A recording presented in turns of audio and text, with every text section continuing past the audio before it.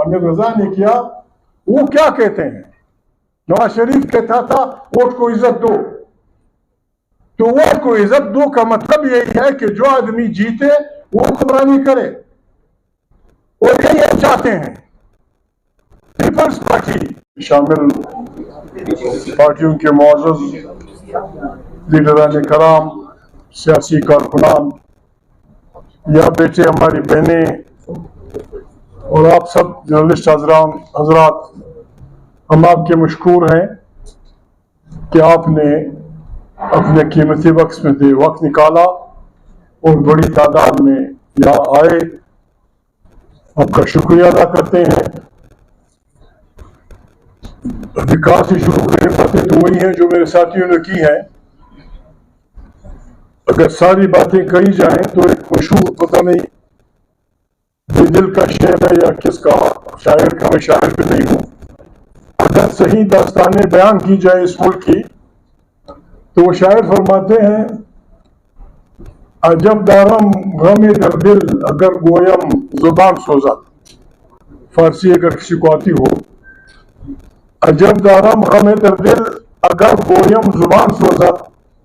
اگر دم کشم خاموش مغزی اس زبان سوزد۔ شاعر فرماتے ہیں، پتہ نہیں وہ کس ظلم کی دنیا میں رہا ہوگا، وہ اس شعر میں فرماتے ہیں کہ میں دل میں میرے ایک ایسا غم رکھتا ہوں کہ اگر اس کا اظہار کروں تو میری زبان جل جائے، اور اگر چپ رہوں اور خاموشی اختیار کروں تو میرے ہڈیوں کی جو مغز ہے وہ برباد ہو جائے گی۔ ہم اس ملک میں، ہمارے ملک میں تفصیلات میں نہیں جانا چاہتے، ہم چاہتے ہیں اور خلوصی دل سے چاہتے ہیں۔ میرے ساتھیوں نے، حامد رضا نے بڑی تفصیل سے کہا، وحدت المسلمین کے ساتھیوں نے کہا، بی این پی کے ساتھیوں نے کہا، پاکستان 75 سال اس کو ہو گئے ہیں، دن بدن بالکل جس طرح ایک خطرناک موذی مرض میں آدمی انسان مبتلا ہو جاتا ہے، خدا نخواستہ کینسر، ٹیوبرکلوسس، دن بدن یہ ملک ترقی کی بجائے تنزلی کی طرف جا رہا ہے، اور اب تو ہماری فاقہ مستیوں نے اس کو بیان تک پہنچا دیا کہ اگر ہم نے ان لوگوں کا جو اس بات کو نہیں سمجھتے، اگر ہم سب نے مل کر ان کا ہاتھ نہ روکا تو خدا نخواستہ یہ ملک اپنے زیست کے مسئلے سے دوچار ہوگا۔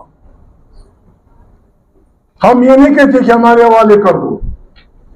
نہ ہم نے یہ اتحاد اس لیے بنایا ہے کہ خدا نخواستہ ہم لوگوں کے ماں بہنوں کو گالی دیں، ان کو برا آدمی ثابت کریں اور اپنے کو بڑا متقی اور پرہیزگار، لیکن ہم یہ سمجھتے ہیں کہ یہ 25 کروڑ انسانوں کا وسائل سے پر ملک، دنیا جہان کی کوئی نعمت آپ بیان کریں اس ملک میں ہے۔ میں اکثر جلسوں میں کچھ جب کہتا ہوں، قرآن کریم سورہ رحمان میں اپنی ربوبیت کے کرشموں کے ساتھ اپنی نعمتوں کا ذکر کرتا ہے انسان کو۔ پہلے یہ کہ یہ کیا دیکھو ذرا اوپر نیچے کیا ہو رہا ہے، یہ آسمان، یہ ستارے، یہ زمین، یہ چاند، یہ سورج، یہ ابھی نہیں بنے، اس کی خالق کے متعلق سوچو، اس کے متعلق سوچو، پھر وہ بتاتا ہے کہ میں نے آپ لوگوں کو کیا نہیں دیا۔ فَبِأَيِّ آلَاءِ رَبِّكُمَا تُكَذِّبَانِ يَخْرُجُ مِنْهُمَا اللُّؤْلُؤُ وَالْمَرْجَانُ فَبِأَيِّ آلَاءِ رَبِّكُمَا تُكَذِّبَانِ، یعنی قرآن کریم نے اس سورہ رحمان میں جس اچھے انداز میں نعمتوں کا ذکر کیا ہے، وہ تمام نعمتیں ہمارے ملک میں ہیں۔ کوئی چیز دنیا کی کوئی دہات، دنیا کی کوئی قیمتی چیز آپ جسٹ نیم اٹ، نام رکھیں، وہ پاکستان میں ہے۔ پھر ہم کیوں بھوکوں مر رہے ہیں؟ یہ سوال ہم اٹھا کے لائے ہیں۔ ہم نے اپنے اجتماعی دانش میں اس کی وجہ یہ بیان ڈھونڈی ہے کہ جو سماجی معاہدہ، جس طرح میرے خونزادہ صاحب نے کہا، سوشل کانٹریکٹ ہمارا آئین جو بنا ہے، دنیا اس پہ چلتی ہے، ہر ملک اپنے آئین پہ چلتا ہے، ہم اس آئین کا پاس نہیں رکھتے، اور کون نہیں رکھتا ان کا بھی پتہ ہے۔ جب ہم آئین کی بات کرتے ہیں تو بعض ادارے یوں سمجھتے ہیں کہ احمد رضا اور احمد وحدت المسلمین اور اختر مینگل اور پتہ نہیں کیا کیا یہ افواج پاکستان یا جاسوسی اداروں کے خلاف ہے۔ لوگ قطع نہیں،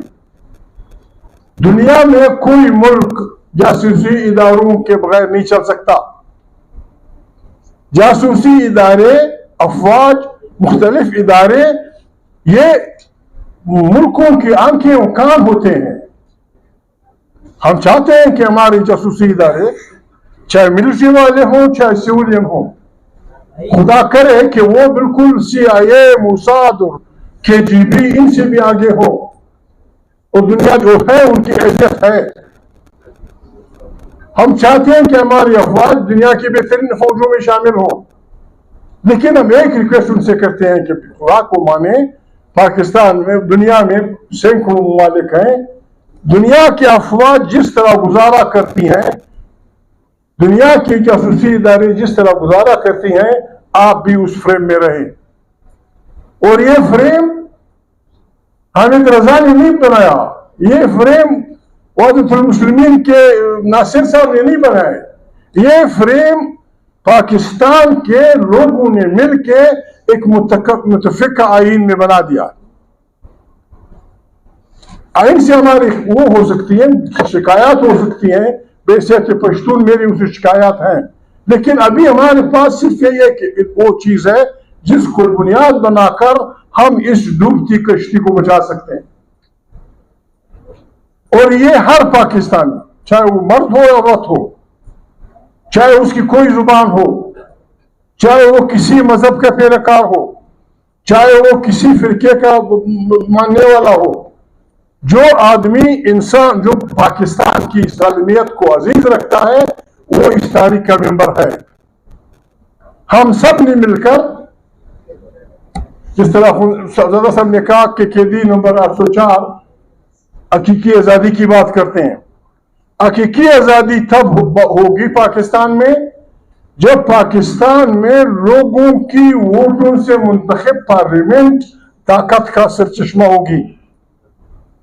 جب ملک کی داخلہ اور خارجی پالیسیاں، اندرونی پالیسیاں، تجارتی پالیسیاں وہاں کے منتخب لوگوں کی اجتماعی دانش اور اجتماعی فکر و سوچ کے ساتھ چلیں گی، جب پارلیمنٹ کے دونوں ایوان ہی وہ ادارے ہوں جو اس ملک کو چلاتے ہوں، سینیٹ اور قومی اسمبلی، اور یہاں ہر ادارہ بشمول افواج پاکستان اپنے فریم میں اپنا کام کرے۔ یہ پاکستان بہت جلد، میں یہ نہیں سمجھتا ہماری وہ پارٹیاں جن کو حامد رضا نے بڑے سخت الفاظ میں یاد کیا، میں سختی کا قائل نہیں ہوں، میں آرام سے نرم ہاتھ رکھنا چاہتا ہوں، میں قرآن کریم کا قاری ہوں، یا بڑے بڑے علماء پگڑ مگڑ ان کے نظر آ رہے ہیں، خدا کوئی قرآن کریم میں اللہ پاک جب پہلی دفعہ موسیٰ علیہ السلام کو فرعون کے پاس بھیجنے کی بات کرتے ہیں، وہ تفسیر قرآن کریم میں ہے کہ میں کیوں جاؤں وہاں سے، مجھ پہ ایف آئی آر کٹی ہوئی ہے، وہاں یہ ہوا ہے، وہاں وہ ہوا ہے، ساری باتیں جب ہوئی کہ فرعون خدائی کا دعویٰ کرنے والا، لیکن جب دونوں چل پڑے موسیٰ علیہ السلام اور ان کا بھائی ہارون، تو اللہ پاک کی آخری ہدایت دے دی، دیکھو وہاں فرعون کے ساتھ نرمی سے بات کرنا۔ ابھی قرآن کریم کا بھیجنے والی ذات اور فرعون کو جاننے والی ذات کہ وہ کیا بلا تھا، اس کا انجام کیا ہوا،